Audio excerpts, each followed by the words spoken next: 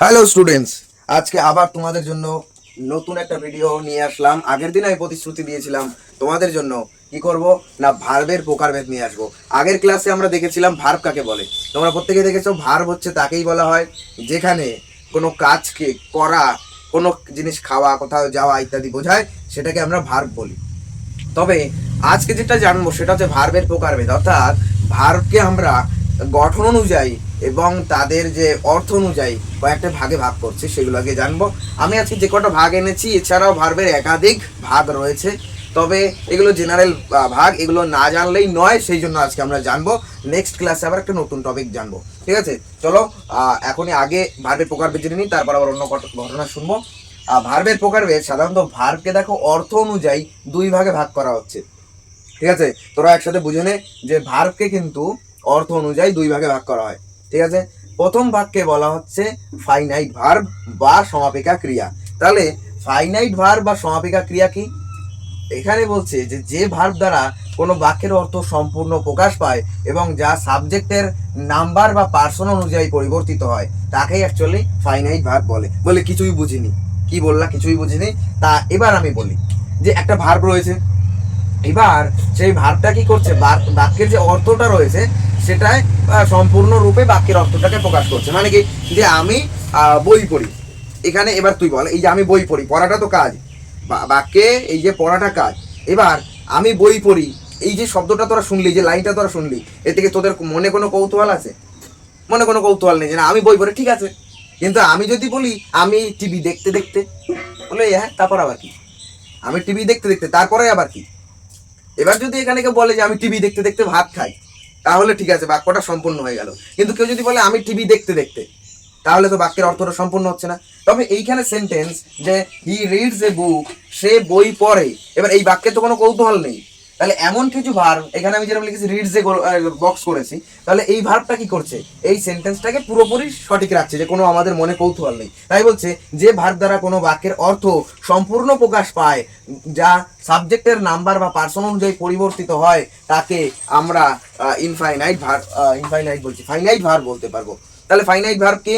যে ভার্ব দ্বারা বাক্যের অর্থটা সম্পূর্ণরূপে প্রকাশ পাবে, তাকে আমরা ফাইনাইট ভার্ব বলবো, মনে কোনো কৌতূহল থাকবে না। আর এই যে সাবজেক্ট রয়েছে, তার যে নাম্বার বা পার্সন রয়েছে, সেই অনুযায়ী এটা চেঞ্জেস এসেছে। দেখো, হি রিডস, এখানে এস যুক্ত হয়েছে। এবার এস কখন যুক্ত হয়? এস কখন যুক্ত হয়? যখন এই যে সাবজেক্টটা থার্ড পার্সন সিঙ্গুলার নাম্বার হয়। কি না, থার্ড পার্সন, দেখো থার্ড পার্সন সিঙ্গুলার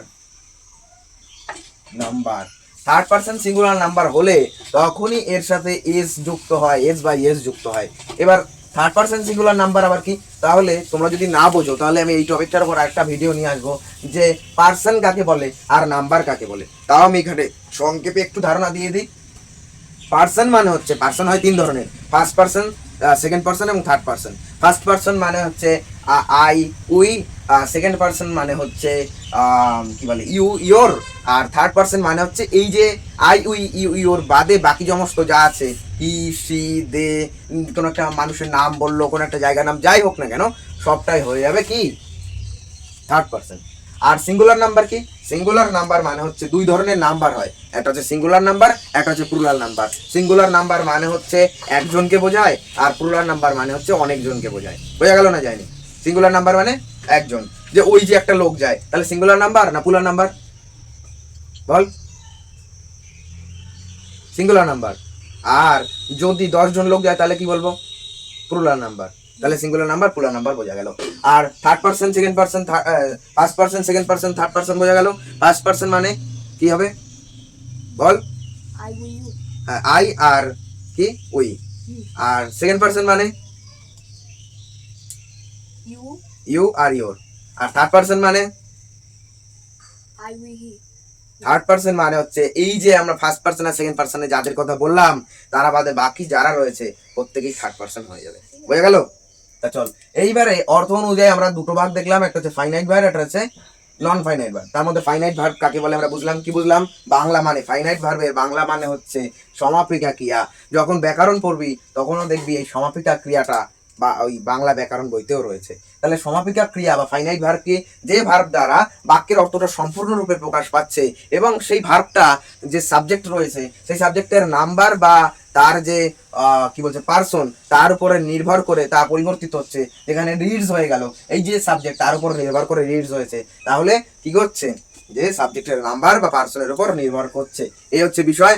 তাহলে নেক্সট যেটা আছে সেটা দেখি। এবার এটা যদি সমাপিকা ফাইনাইট ভার্বটা যদি এরকম হয়, তাহলে নন ফাইনাইট, নন মানে কি, নন মানে না, তাহলে এটা ছিল সমাপিকা ক্রিয়া মানে ফাইনাইট ভার্ব, আর এটা নন ফাইনাইট ভার্ব মানে এটা ফাইনাইট ভার্ব নয়।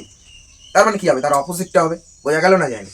তাহলে নন ফাইনাইট ভার্ব হচ্ছে ফাইনাইট ভার্বের অপোজিট, মানে ফাইনাইট ভার্বে যেটা শিখলাম নন ফাইনাইট ভার্বে তার অপোজিটটা হবে বা অন্য জিনিসটা প্রকাশ পাবে। নন ফাইনাইট ভার্ব কি বলছে, যে ভার্ব দ্বারা কোনো বাক্যের অর্থ সম্পূর্ণ প্রকাশ পায় না। আগেরটাই কি শিখেছিলাম, সম্পূর্ণরূপে প্রকাশ পায়, আর এটা আমরা কি শিখছি, সম্পূর্ণরূপে প্রকাশ পায় না। তাহলে যে ভার্বে বাক্যের অর্থ সম্পূর্ণরূপে প্রকাশ পায় না তাকে কি বলে, নন ফাইনাইট ভার্ব। নন মানে না, নন মানে কি, নন মানে আমরা বলতে পারি না।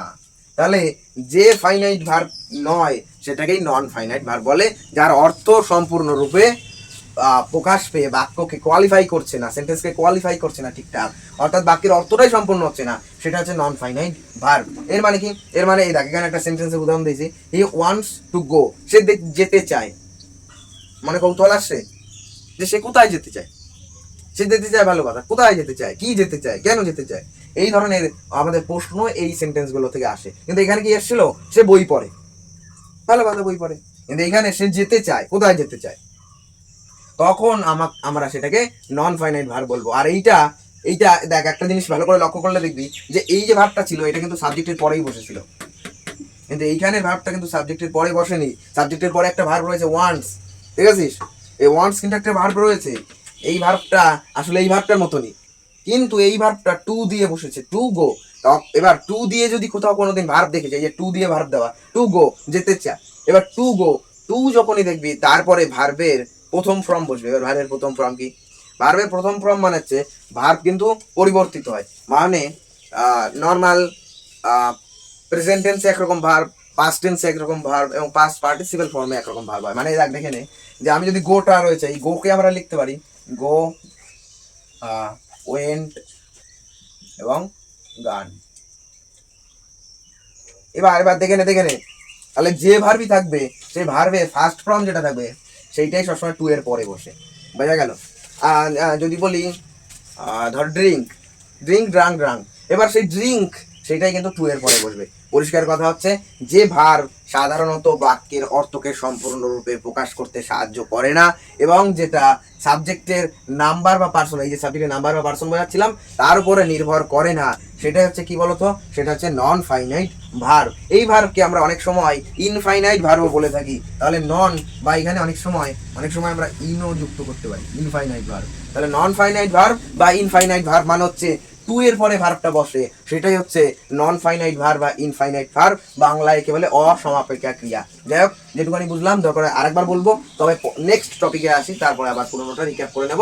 2 নম্বর পয়েন্টে বলছে গঠন অনুসারে ভার্বকে ভাগ করা হচ্ছে। ঠিক আছে, এদিকে দেখ, গঠন অনুযায়ী ভার্বকে 2 ভাগে ভাগ করা হয়।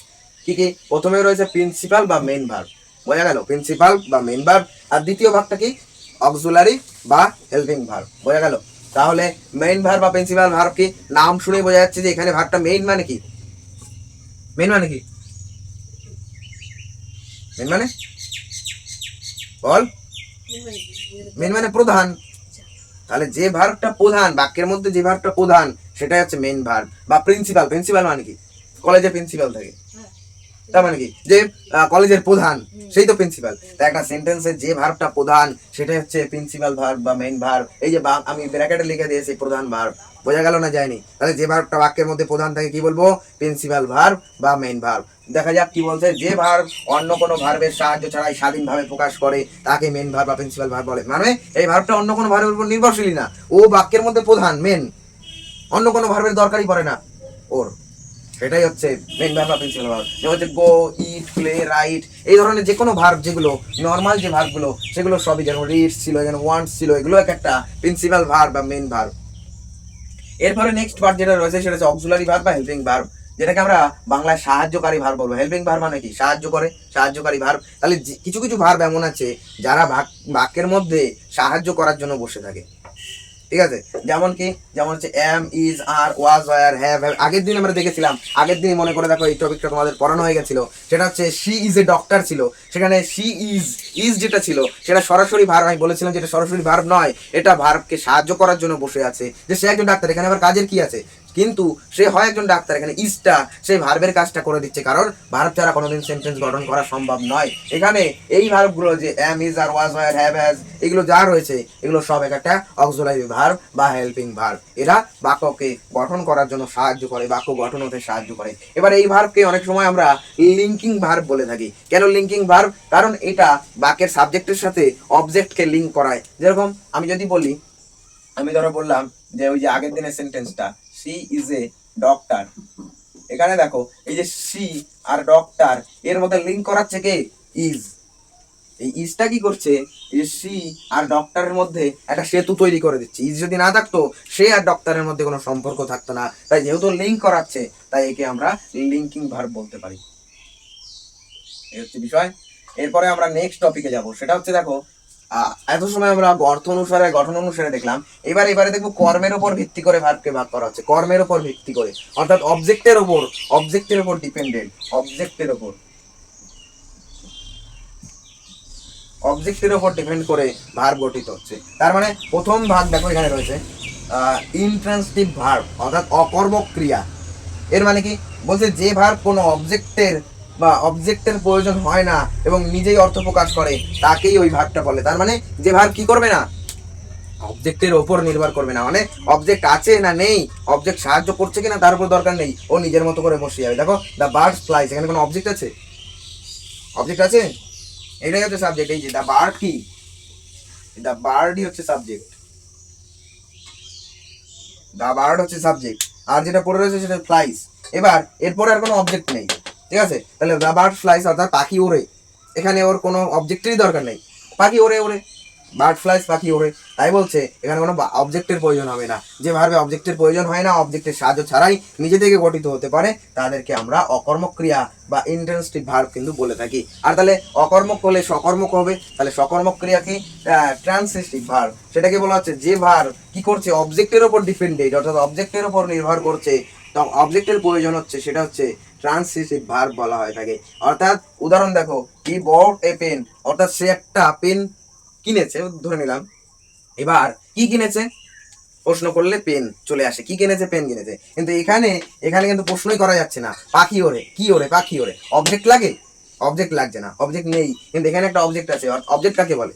অবজেক্ট অ্যাকচুয়ালি ভার্বের পরে যেটা বসে সেটাই সাধারণত অবজেক্ট হিসেবে ধরা হয়। এরপরে তো কোনো অবজেক্টই নেই, তার মানে অবজেক্ট ছাড়াই এর কাজ হয়ে যাচ্ছে। তাহলে এক্ষেত্রে অবজেক্টের প্রয়োজন হচ্ছে। সে কি কেনে? পেন কেনে।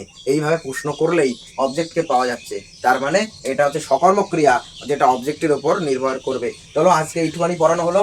আরেকবার আমরা পুরো যেটা পড়লাম সেটা মনে করার চেষ্টা করি। প্রথমে আমরা যেটা দেখলাম ভার্বের প্রকারভেদ। ভার্বকে সাধারণত তাদের অর্থ অনুসারে, গঠন অনুসারে এবং কর্মের উপর ভিত্তি করে ভাগ করা হচ্ছে। প্রথমে যেটা রয়েছে গঠন, অর্থ অনুসারে, সে অর্থ অনুসারে ভার্বকে ভাগ করা হচ্ছে দুই ভাগে। এদিকে দেখতে হবে, দুই ভাগে ভাগ করা হচ্ছে, ফাইনাইট ভার্ব আর ইনফাইনাইট ভার্ব বা নন ফাইনাইট ভার্ব। ফাইনাইট ভার্বকে আমরা বলে থাকি সমাপিকা ক্রিয়া, নন ফাইনাইট ভার্বকে আমরা বলে থাকি অসমাপিকা ক্রিয়া।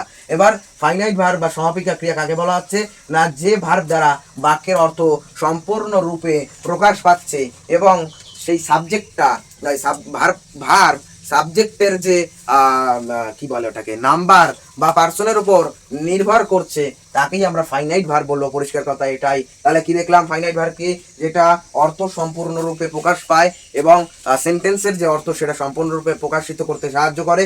তার পাশাপাশি সেন্টেন্সে যে সাবজেক্ট রয়েছে সেই সাবজেক্টের পার্সন বা নাম্বারের উপর নির্ভর করে, তাকে আমরা বলবো ফাইনাইট ভার্ব বা সমাপিকা ক্রিয়া। নন ফাইনাইট ভার্ব মানে তার উল্টোটা, নন মানে না ফাইনাইট ভার্ব। তাহলে না ফাইনাইট ভার্ব মানে অসমাপিকা ক্রিয়া। অসমাপিকা ক্রিয়া কাকে বলা হচ্ছে? ওইটার উল্টোটা, যেটা বাক্যের অর্থকে সম্পূর্ণরূপে প্রকাশ করতে পারে না এবং সাবজেক্টের নাম্বার বা পার্সনের উপর নির্ভর করে না, তাকে আমরা নন ফাইনাইট ভার্ব বলে থাকি। উদাহরণ হিসাবে বলতে পারি, হি ওয়ান্টস টু গো, সে যেতে চায়, সে যেতে চায়। এবার কোথায় যেতে চায়, কেন যেতে চায়, কি যেতে চায়, এই জন্য এটা নির্ভর করছে, মানে বাক্যের অর্থটা সম্পূর্ণরূপে প্রকাশ পাচ্ছে না। আর আরেকটা ট্রিক্স হচ্ছে টু প্লাস ভার্ব থাকবে, এখানে আমি লিখে দিচ্ছি যে টু প্লাস ভার্ব, অর্থাৎ টু এর পরে ভার্ব থাকবে, এটা দেখলেই আমরা চিনে যাবো যেটা কিন্তু অসমাপিকা ক্রিয়া। আর এখানে নর্মালি ভার্বকে আমরা ফাইনাইট ভার্ব হিসেবে চিহ্নিতকরণ করে নিতে পারবো। এবার গঠন অনুসারে যদি ভার্বকে ভাগ করা হয় তাহলে কি দুটো ভার্ব রয়েছে, প্রিন্সিপাল ভার্ব বা মেইন ভার্ব, আর একটা রয়েছে অক্সিলারি ভার্ব বা হেল্পিং ভার্ব। মেইন ভার্ব বা প্রিন্সিপাল ভার্ব কাকে বলা হচ্ছে না, যে ভার্ব সাধারণত কি হচ্ছে, যে ভার্ব সাধারণত স্বাধীনভাবে নিজে প্রতিষ্ঠিত হতে পারছে এবং সেন্টেন্সের মধ্যে ওর যে মাহিত্যটা, ওর যে গুরুত্বটা সেটা সব থেকে বেশি, সেটা হচ্ছে প্রিন্সিপাল ভার্ব বা মেইন ভার্ব। অর্থাৎ সেন্টেন্সের মধ্যে যে ভার্ব বেশি লাফালাফি করবে, যার ক্ষমতা বেশি থাকবে, সেটা হচ্ছে প্রিন্সিপাল ভার্ব বা মেইন ভার্ব। এবার সেক্ষেত্রে যে ভার্ব অন্য কোনো ভার্বের সাহায্য ছাড়া স্বাধীনভাবে প্রকাশ পায় তাকে প্রিন্সিপাল ভার্ব বা মেইন ভার্ব বলে। উদাহরণ হিসেবে দেওয়া আছে গো, ইট, প্লে, রাইট, ঠিক আছে। তারপরে যেটা রয়েছে অক্সিলারি বা হেল্পিং ভার্ব, বাংলায় তাকে সাহায্যকারী ভার্ব বলে। এবার এই দুটো উদাহরণ হিসেবে বলতে পারি কি না, এম ইজ আর ওয়াজ আর, এগুলো সব হেল্পিং ভার্ব। আগের দিন এটা আমরা জেনেছিলাম শি ইজ এ ডক্টর, সেখানে এটা ছিল, সেখানেও বুঝিয়ে দিয়েছিলাম। কর্মের উপর ভিত্তি করে ভার্বকে ভাগ করা দুই ভাগে, একটা হচ্ছে ইন্ট্রান্সিটিভ ভার্ব যেটা অকর্মক ক্রিয়া, আর হচ্ছে ট্রান্সিটিভ ভার্ব যেটা হচ্ছে সকর্মক ক্রিয়া। ইন্ট্রান্সিটিভ ভার্ব অর্থাৎ অকর্মক ক্রিয়া কাকে বলা হচ্ছে, যে ভার্ব বাক্যে থাকা অবজেক্টের উপর নির্ভর করে না তাকেই আমরা অকর্মক ক্রিয়া বলে থাকি। অর্থাৎ দেখো দ্য বার্ডস ফ্লাইটস, অর্থাৎ পাখি ওড়ে, এখানে কোনো অবজেক্টের প্রয়োজন হচ্ছে না, পাখি ওড়ে ওড়ে অবজেক্টই নেই এখানে। কিন্তু নেক্সট এক্সাম্পলের ক্ষেত্রে অর্থাৎ সকর্মক ক্রিয়ার ক্ষেত্রে সেক্ষেত্রে একটা অবজেক্ট রয়েছে এ পেন, সেখান থেকেই বোঝা যাচ্ছে যে হি বউট এ পেন, সে কি কিনেছিল, একটা পেন কিনেছিল। এখানে কি কিনেছিল ও যদি কোশ্চেন করা হয় ভার্বকে তাহলে আনসার পাওয়া যাচ্ছে। আর এটা ট্রিক্স যে ভার্বকে যদি কোশ্চেন করি আর যদি আনসার পাই সেটাই সকর্মক ক্রিয়ার মধ্যে পড়ে যাবে। এখানে বলছে যে না, এটা ভার্বের অর্থ পূর্ণ করার জন্য একটা অবজেক্টের প্রয়োজন এখানে কিন্তু হয়ে থাকে, আর এই ক্ষেত্রে হয় না, অবজেক্ট ছাড়াই বাক্যের অর্থ সম্পূর্ণরূপে প্রকাশ পায়। তো চলো আজকে এই পর্যন্তই পড়ালাম, পরের দিন আমরা আবার নতুন একটা টপিক শিখবো, পার্টস অফ স্পিচের নেক্সট যেটা রয়েছে সেইটা, অর্থাৎ ভার্বের পরে যেটা রয়েছে সেটা শিখবো। আজকে এই পর্যন্ত থাক, ভিডিওটা কেমন লাগলো সেটা কমেন্ট করে জানাও এবং বন্ধুদেরকে শেয়ার করে দাও। চলো টাটা, আবার রবিবার আমরা নতুন টপিক নিয়ে আসছি। আর যারা নতুন ভিডিওটা দেখছো তাদের বলি আমরা এরকম গ্রামার সিরিজ চালু করেছি, পরপর প্রতি রবিবার করে আমাদের গ্রামারের নতুন ভিডিও আসে। এছাড়া যারা এই যে আমি যে আজকে যে টপিকটা পড়ালাম এর উপর তোমাদের বেশ কিছু কাজ দেবো, সেটা আমি হোয়াটসঅ্যাপে দেবো একটু পরে, মানে ভিডিওটা পোস্ট করার পরে আমি হোয়াটসঅ্যাপের কাজগুলো দিচ্ছি। আর যারা নতুন তারা হোয়াটসঅ্যাপে যদি যুক্ত হতে চাও আমাদের হোয়াটসঅ্যাপ চ্যানেল এবং হোয়াটসঅ্যাপ গ্রুপে, তার লিঙ্ক আমি ডেসক্রিপশনে দিয়ে দিচ্ছি। তো চলো টাটা।